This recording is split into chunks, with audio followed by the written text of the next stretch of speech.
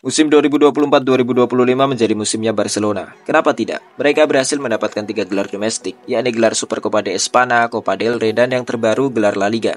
Yang menarik adalah pada Piala Super Spanyol atau Supercopa de España, Barcelona mengalahkan rival terberatnya yakni Real Madrid dengan skor menohok 5-2. Lalu pada ajang Copa del Rey, Barcelona juga mengalahkan Real Madrid dengan skor 3-2.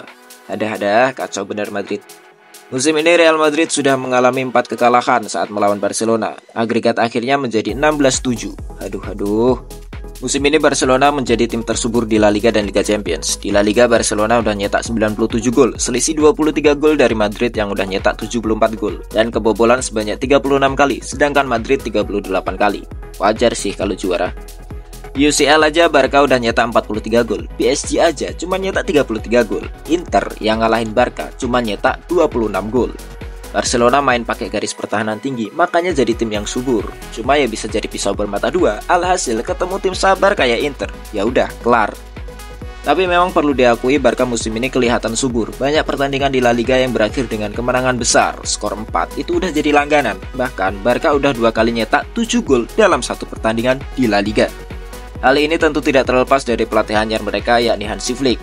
Barcelona yang musim lalu mengalami performa buruk dan seperti biasa ketika ada pergantian pelatih maka hembusan angin keraguan pasti ada. Terlebih skuad Barca berisi pemain muda.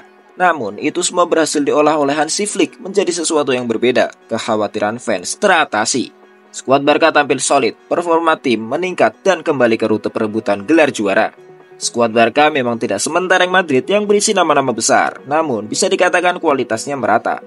Dan permainannya memang terlihat sebagai sebuah tim yang solid. Trio lini depan Barca terutama yang bisa dikatakan bermain enjoy dan terlihat selaras. Dimulai dari bomber andalan mereka yakni Lewandowski yang udah nyetak 25 gol di La Liga.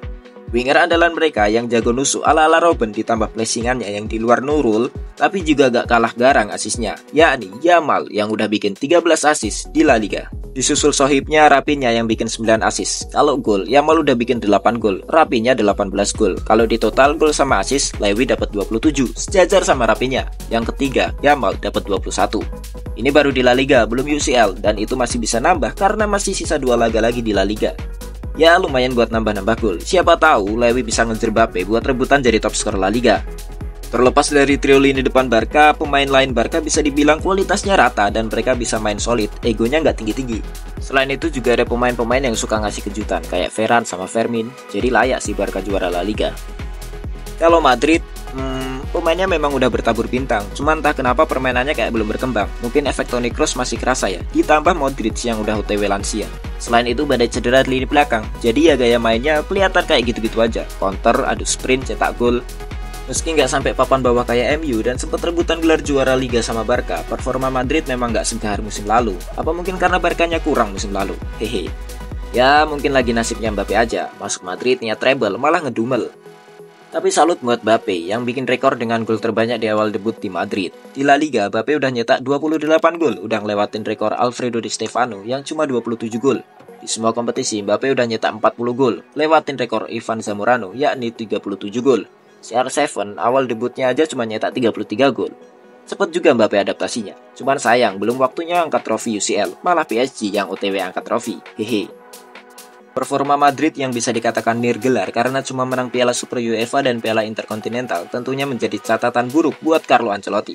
Bagaikan permen karet yang habis manis sepah dibuang, musim lalu bahwa Madrid juara La Liga dan UCL, musim ini benar-benar terbalik. Alhasil Ancelotti pun dipecat meski kontraknya masih ada hingga 2026 dan diganti sama alumni Madrid, Xabi sendirian alias Xabi Alonso. Xabi punya portofolio cakep terlebih saat menangani klub Bundesliga Bayer Leverkusen. Pada musim 2023-2024, Xabi berhasil membawa Leverkusen juara Bundesliga dengan menjadi tim pertama di Bundesliga yang meraih gelar tanpa satupun kekalahan alias invincible. Tentu portofolionya menjadi hal yang menawan untuk menggantikan Don Carlo di Madrid. Dengan masuknya Xabi, kemungkinan formasi Madrid akan berubah. Xabi terbiasa menggunakan formasi yang tidak biasa digunakan Madrid, yakni 3 back, 4 pemain tengah, dan 3 pemain depan, alias 3-4-3 atau 3-4-2-1. Hal ini mungkin cocok jika dilihat dari calon pemain baru Madrid, yakni Trent Arnold, wingback nuansa attacking. Barca sudah menemukan kualitasnya, semoga saja konsisten. Madrid pun mencoba pelatih baru, semoga saja cocok. Kalau gitu kan kemungkinan seru perebutan gelarnya. Apalagi kalau pas El Clasico, menangnya kan bisa gantian. Nggak terus-terusan kalah, nggak terus-terusan menang. Haduh. Oke deh, segitu dulu video kali ini. See you next time. Salam, Ueagles.